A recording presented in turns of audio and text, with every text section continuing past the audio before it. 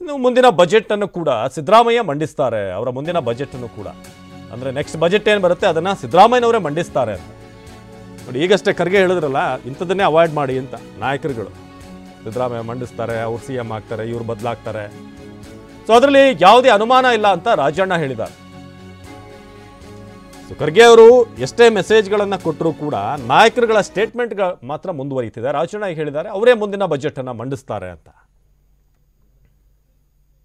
ಮುಂಚಿನ ಬಜೆಟ್ ಅವರೇ ಮಾಡ್ತಾರೆ, ಅದು ಮುಂದಿನ ಬಜೆಟ್ ಅವರೇ ಮಾಡ್ತಾರೆ, ಅದರಲ್ಲಿ ಯಾವುದೇ ಅನುಮಾನ ಇಲ್ಲ. ಮುಂಚಿನ ಬಜೆಟ್ ಅವರೇ ಮಾಡ್ತಾರೆ, ಅದು ಮುಂದಿನ ಬಜೆಟ್ ಅವರೇ ಮಾಡ್ತಾರೆ, ಅದರಲ್ಲಿ ಯಾವುದೇ ಅನುಮಾನ ಇಲ್ಲ. ಇದಕ್ಕೆ ಏನಾದರೂ ಕೂಡ ಅನುಮಾನ ಅದು ಮತ್ತೆ ಬದಲಾವಣೆಗಳು ಏನಾದರೂ ಇದ್ರೆ ಅಂತಿಮವಾಗಿ ಹೈಕಮಾಂಡ್ ಅಲ್ಲಿ ಏನು ನಿರ್ಣಯ ಆಗ್ತದೋ ಆ ನಿರ್ಣಯದಂತೆ ನಡೆಯುತ್ತಪ್ಪ. ನಾವೆಲ್ಲ ಕೂಡ ಅವರೇ ಇನ್ನೂ ಇರಬೇಕು ಅಂತಕ್ಕಂಥ ಆಶಯವನ್ನು ವ್ಯಕ್ತಪಡಿಸಿದ್ದೇವೆ. ಅಂತಿಮವಾಗಿ ಕಾಂಗ್ರೆಸ್ ಪಕ್ಷದ ಹೈಕಮಾಂಡ್ ನಿರ್ಣಯ ಮಾಡುತ್ತೆ.